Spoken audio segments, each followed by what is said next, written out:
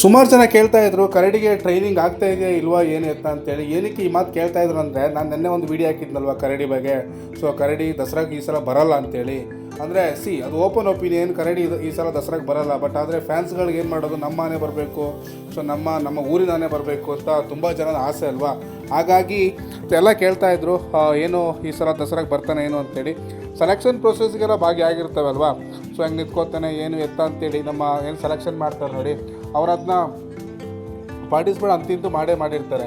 But ಆದರೆ select ಮಾಡಲ್ಲ. ಏನಕ್ಕಂತಂದರೆ ಕರಡಿ ಹೋಗ್ಬೇಕಂತಂದರೆ ತುಂಬ ಒಂಥರ ಏನು ಪರೀಕ್ಷೆಗಳು ತುಂಬ ಇದ್ದಾವೆ ಅವನ ಮೇಲೆ. ಸೊ ಅವೆಲ್ಲ ಪರೀಕ್ಷೆಗಳಿಗೆ ಪಾಸ್ ಆದರೆ ಮಾತ್ರ ಸೊ ಕರಡಿ ನಮ್ಮ ನೆಕ್ಸ್ಟ್ ದಸರಾಗೆ ಸೆಲೆಕ್ಟ್ ಆಗುವಂಥದ್ದು.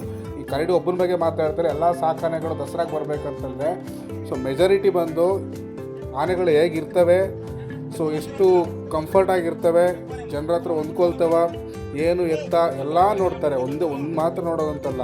ಸೊ ಇದು ಒಂದು ಅಂತಂದರೆ ಲಕ್ಷಣ, ಮುಖ ಲಕ್ಷಣ ಇರ್ಬೋದು, ಗಜ ದಂತ ಲಕ್ಷಣ ಇರ್ಬೋದು, ನಡೆಯೋ ಸ್ಟೈಲ್ ಇರ್ಬೋದು, ಎಲ್ಲನೂ ಕೂಡ ನೋಡಿನೇ ದಸರಾ ಸೆಲೆಕ್ಟ್ ಮಾಡುವಂಥದ್ದು. ಓಕೆ.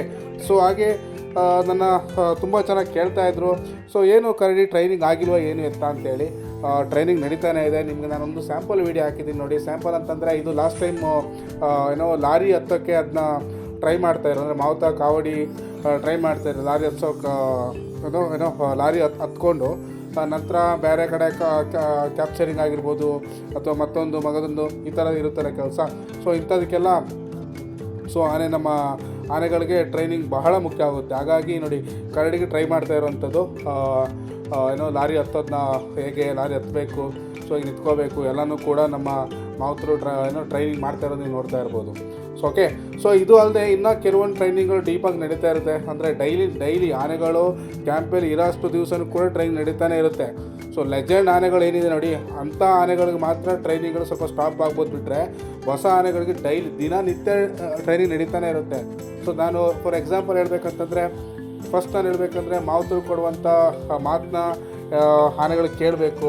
ಸೊ ಅವ್ರು ಕೆಲವೊಂದು ಸಿಗ್ನಲ್ಗಳನ್ನ ಕೊಡ್ತಾರೆ. ಕಾಲೆತ್ತು ಅಂತ ಹೇಳ್ತಾರೆ, ಸೊ ಸೊಂಡ್ಲು ಕೆಳಗಡೆ ಮಾಡು ಅಂತ ಹೇಳ್ತಾರೆ, ಸೊಂಡು ಮೇಲೆತ್ತೆ ಅಂತ ಹೇಳ್ತಾರೆ, ಬಾಯಿ ಓಪನ್ ಮಾಡು ಅಂತ ಹೇಳ್ತಾರೆ. ಇಂಥ ಎಲ್ಲ ಮಾತುಗಳಿಗೆ ಆನೆಗಳು ಅಡ್ಜಸ್ಟ್ ಆದರೆ ಮಾತ್ರ ಅದಕ್ಕೆ ಟ್ರೈನಿಂಗ್ ಅಂತ ಹೇಳುವಂಥದ್ದು.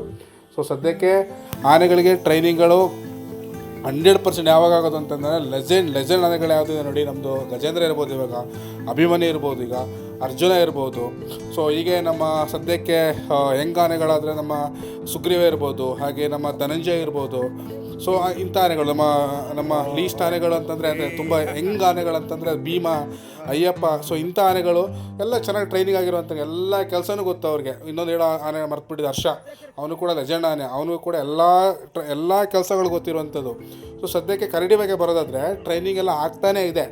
ಓಕೆ. ಸೊ 1-2 ಟ್ರೈನಿಂಗ್ ಅಂತಲ್ಲ, ಎಲ್ಲ ರೀತಿ ಟ್ರೈನಿಂಗ್ಗಳು ಆಗ್ತಾಯಿದೆ. ಎಲ್ಲ ಟ್ರೈನಿಂಗ್ ಆದ ನಂತರ ನೆಕ್ಸ್ಟ್ ಕ್ಯಾಪ್ಚರಿಂಗು.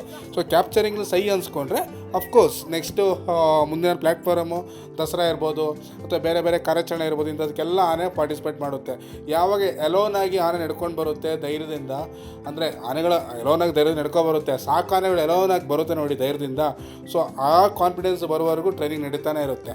ಓಕೆ. ಸದ್ಯಕ್ಕಿಷ್ಟು ನಮ್ಮ ಕರಡಿ ಬಗ್ಗೆ ಅಪ್ಡೇಟ್.